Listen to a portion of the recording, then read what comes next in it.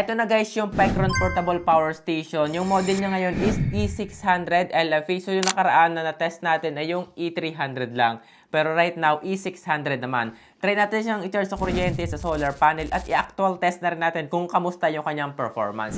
So ngayon, tingnan natin kung ano nga ba yung mga meron sa power station na to. Tatlo yung kanyang AC output dito at yung total nila is nasa 1,200 watts. Pero mas better, test na rin natin yung kanyang actual output. And here, meron siyang 222.9 volts AC at nasa 59 Hz. So almost 60 Hz na rin. At para naman sa kanyang output waveform, dito i-test na rin natin. At eto, so far malinis naman at naka-pure sine wave na rin yung output. That's why pwede na rin sa mga sensitive appliances. Meron na rin siya ditong 12 volts DC output. Nasa 10 amps din yon, or total nila is 120 watts. Meron na rin ditong 4 na USB ports at naka 100 watts na rin naman yung kanyang isang USB Type-C. Actually, maganda yung kanyang USB Type-C na 100 watts kasi gamit na gamit talaga yung pan-charge ng cellphone, ng laptop, since mas matipid nga kapag DC power yung ginagamit. Kumpara sa gagamit ka pa ng charger tapos ipa-plug mo pa sa kanyang AC port, mas malaking power yung masasayang. At dito naman sa taas, meron na rin isang wireless charging pad. So, pang-charge sa mga wireless charging pod katulad ng iPhone. Pero syempre, mas recommended ko pa rin yung mga USB port kasi mas matipid sila. Sa experience ko kasi matagal mag-charge kapag wireless charging tapos mabilis din uminit yung phone. Kaya mas better pa rin para sa akin is yung wired charging. Ito naman yung kanyang DC port. Kaya niya ang 10 volts hanggang 60 volts DC, maximum of 300 watts. Pwede rin siya sa solar panel. So ngayon naman guys, 100%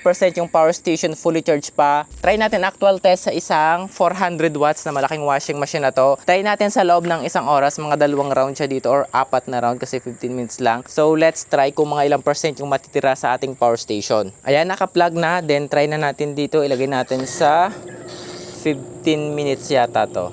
And naka-heavy na rin naman siya. So eto, gumagana na yung washing machine.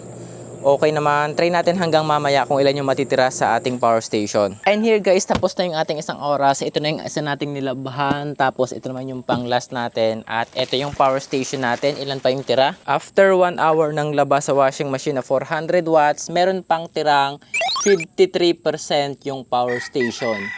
So siguro kaya niya umabot ng hanggang 2 oras kasi 53% pa yung tira. So, 2 oras yung kaya niya sa isang 400 watts na washing machine. At kung magtataka kayo kung bakit kaya niya umabot ng 2 hours sa isang 614 watt hour na power station, kasi matipid lang naman sa power yung washing machine. Hindi naman siya continuous kumakain ng power. Kumukonsumo lang siya ng power kapag umiikot siya, then titigil, so wala na ulit power. Iikot ulit, doon pa lang siya kukonsumo ng power. Sa kaya, matagal ding malobat yung power station. Alos 2 oras. Ngayon naman, habang nasa 53% pa yung power station, try na rin natin itong isang laptop. Tingnan natin kung mga ilang oras pa malobat. 10:46 pa lang naman ng umaga ngayon. And then, sasabayan ko na rin ng isang air dehumidifier kasi medyo mabasa dito sa loob. So, yung ating laptop naman gumagana na. Kukunin ko na rin siya sa isang Bluetooth speaker para magpe-play ako ng music dito hanggang mamaya. Ayan, play lang tayo ng video ng podcast dito sa YouTube. Ngayon naman, gumagana naman itong ating air dehumidifier and then laptop. At yung power station naman is nasa 49% na. So, tingnan natin kung mga ilang oras pa siya gagana. And heto, 2:43 PM na. So, umabot na rin tayo ng almost 4 hours. Yung power station naman, hindi pa rin naman siya lobat. Hindi pa rin naman namamatay itong ating laptop kasi nga gumagana pa naman yung power station kasi yun na talaga yung kanyang battery. Ito kasing laptop na to ay walang battery sa likod. So, yung power station talaga yung ginagamit ko, ang battery dito. Hindi ko na siya binili ng battery kasi mas magastos pa kaya power station na lang. Gumagana pa rin naman tong ating air dehumidifier since 2% pa rin. Patayin ko na siya. Yan, namatay na yung laptop. At ito yung power station natin, 2% yung tira. Bali yung total appliances na nagamit natin ay isang oras sa isang 400 watts na washing machine. And then nagamit naman natin ulit ng almost 4 hours sa isang 55 watts na air dehumidifier at isang laptop. So, bali 3. And ngayon naman guys, nandito kami ngayon sa dati naming bahay. So, wala ditong kuryente, puro solar. Gagamitin natin itong power station na to dito sa ating electric fan. At the same time, magcha-charge na rin tayo ng isa pang portable fan kasi gagamitin natin silang magdamagan. Itong power station naman ngayon is 100% pa. So, kayang-kaya nito pang umabot hanggang bukas na umaga since matipid lang naman sa power itong ating mga solar fan na to.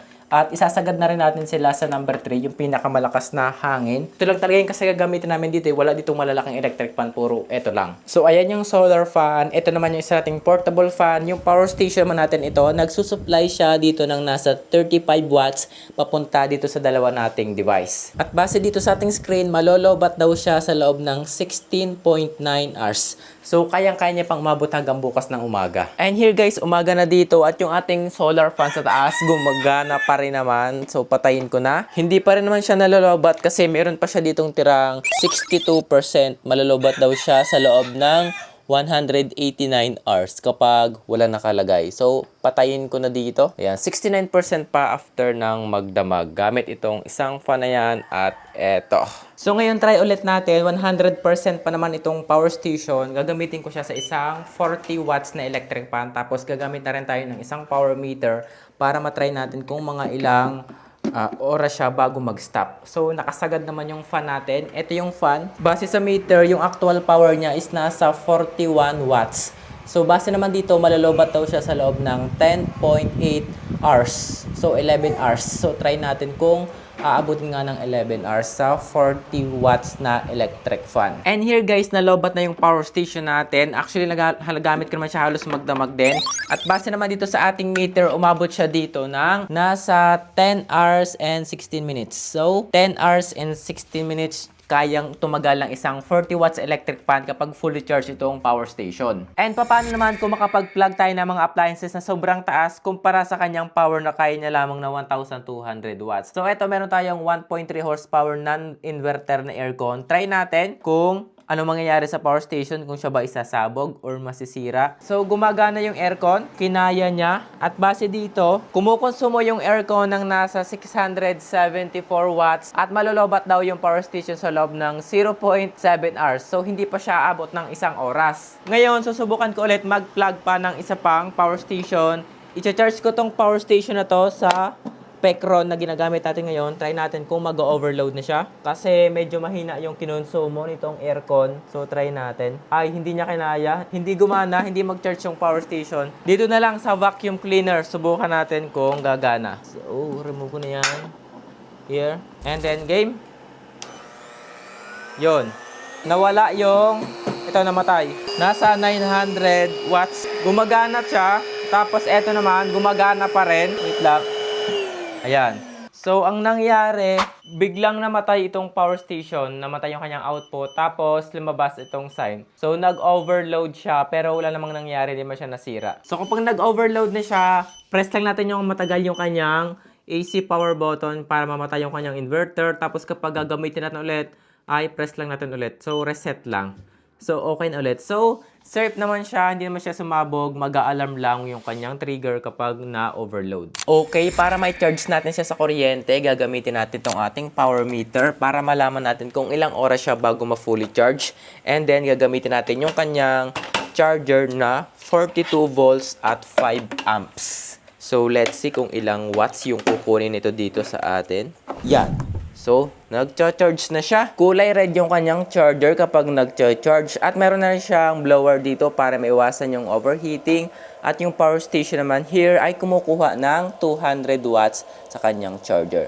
At mapo-fully charge daw siya sa loob ng 3 oras. So, let's see kung totoo at yun talaga yung aabutin. And here guys, 100% na yung power station. At base naman dito sa ating meter, eto. Ayan. So, umabot naman dito ng 3 hours and 10 minutes bago na full charge yung ating power station. Ayan. 3 hours and 10 minutes yung kanyang charging time. So, tama naman yung nakalagay sa kanyang screen kanina na 3 hours daw siya bago mapo-fully charge. And eto ngayon, i-charge natin yung power station. Siya ngayon is magsisimula sa 10%.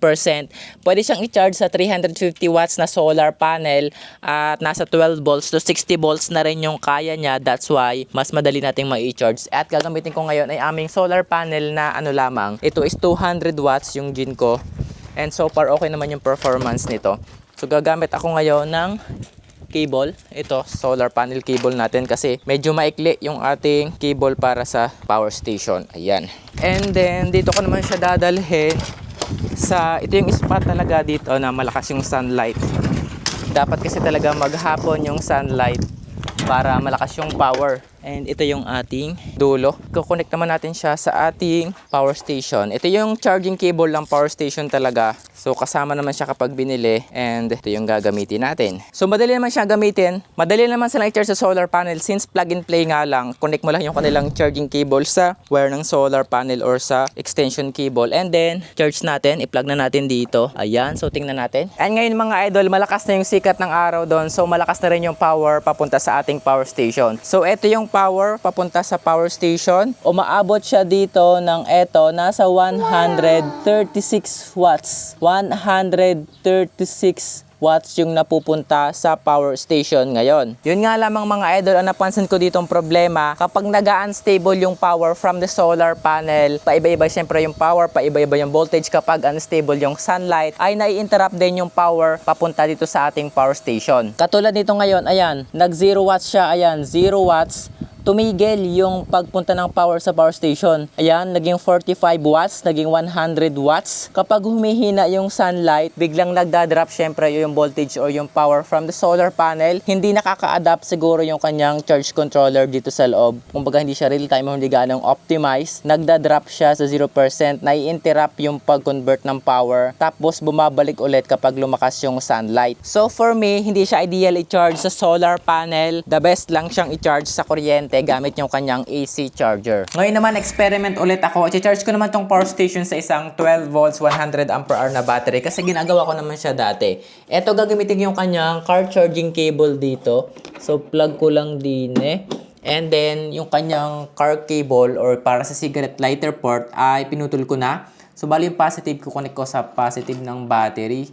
So dito, actually ginagawa ko na rin to sa Bluetti power station dati and okay naman. Maximum of 120 watts nga lang yung power. And then itong negative naman dito sa kulay pula. So try natin kung ilang watts yung mapupunta sa power station. And ayun yung power station natin from this battery. Siya is nagcha-charge na. Kumukuha siya ng 126 watts from this battery. At full charge daw siya sa loob ng 4.65 hours. So tingnan natin mamaya kung mafu-full charge nga. Pero hopefully kaya naman siya. And here guys, ayan, 100% na yung power station. So okay na full charge na rin itong isang 100 ampere hour na battery. Actually, dati ko pa itong ginagawa para malamnan itong power station. Kasi hindi naman siya katulad ng ibang power station na pwedeng mag-add ng external battery. So ang choice lang talaga is through its charging port talaga. So ganito yung ginagawa ko, kinukunik ko na lang itong charging cable niya papunta sa kanyang charging port. So 100% na okay naman. And now yung questions natin dito, pwede ba siyang gamiting UPS or uninterruptible power supply? Ipa-plug mo siya sa kuryente at the same time gagamitin mo rin yung kanya mga AC charging port. And yun nga lang, itong power station na to guys, wala siyang direct charging port dito para sa kuryente. Unlike nung ibang mga power station na nasubukan natin. So hindi mo siya madadirect UPS. Pero pwede mo siyang gamitin habang naka-charge sa kuryente. Gamit naman yung kanyang DC charger. So plug mo lang to sa outlet, then ito naman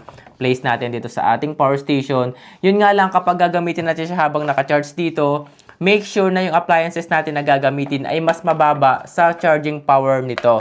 So, ito kasi is 210 watts, 42 volts, naka 5 amps. So, 210 watts. So, dapat below 200 watts or below 210 watts yung appliances na gagamitin natin. Dahil kapag mas mataas yung appliances sa kanyang charger, possible na malobat yung power station kasi hindi siya kayang i-sustain nitong charger. And paano natin maalagaan yung kanyang health? So, sa charging naman guys, kapag i-charge natin sila, parang cellphone din lang, maximum of 80% lang kapag madalang nyo naman gagamitin pang backup power lang. Kapag 80% na, i-plug out natin, wag na natin siyang i-fully charge hanggang 100%.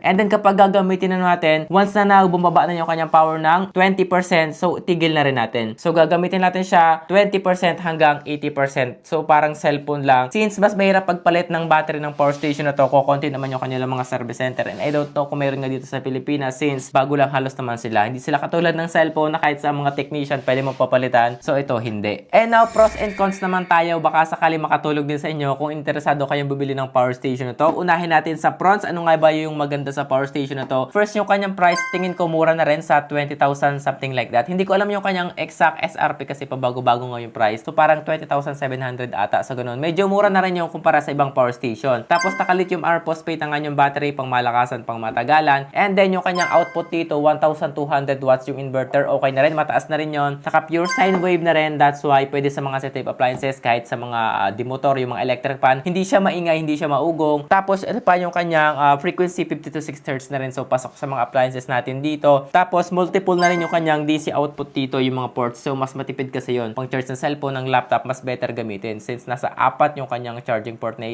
USB port. Tapos 3 naman yung ating DC. Mas matipid yun kumpara gagamitin natin yung kanyang AC output. Mas malakas sa power. And syempre yung kanyang protection, yung mga safety measures na dito, okay na rin. Pasok na rin naman. Katulad nga nung na-try natin kanina na yung overload protection niya. Hindi siya sumabog. Nag-alarm lang siya. And yung kanyang cons naman, yung something off sa power station na to, baka pag narinig nyo, hindi na kayo mapabili. So number 1, unstable yung kanyang charging controller. Kapag charge mo siya sa solar panel tapos babago-bago yung sunlight, bigla ring nagda-drop sa 0, nagbabalik sa 0 yung kanyang charging power dito. Saka pa nag-stable kapag okay na yung sunlight. So medyo off yon. Hindi siya basta-basta maka-adapt sa pagbabago ng sunlight or ng charging power. And then wala nga din siyang AC input dito. Hindi mo siya pwedeng i-charge direct sa kuryente. That's why hindi natin siya magamit as direct UPS. And syempre yung last is off yung kanyang wireless connection. Parang wala nga siyang wireless connection eh. Hindi mo siya mai-connect sa Bluetooth or sa Wi-Fi, which is wala rin doon sa kanyang user manual nung binasa ko. And yung iba namang unit like yung E300, yung nasubukan natin dati,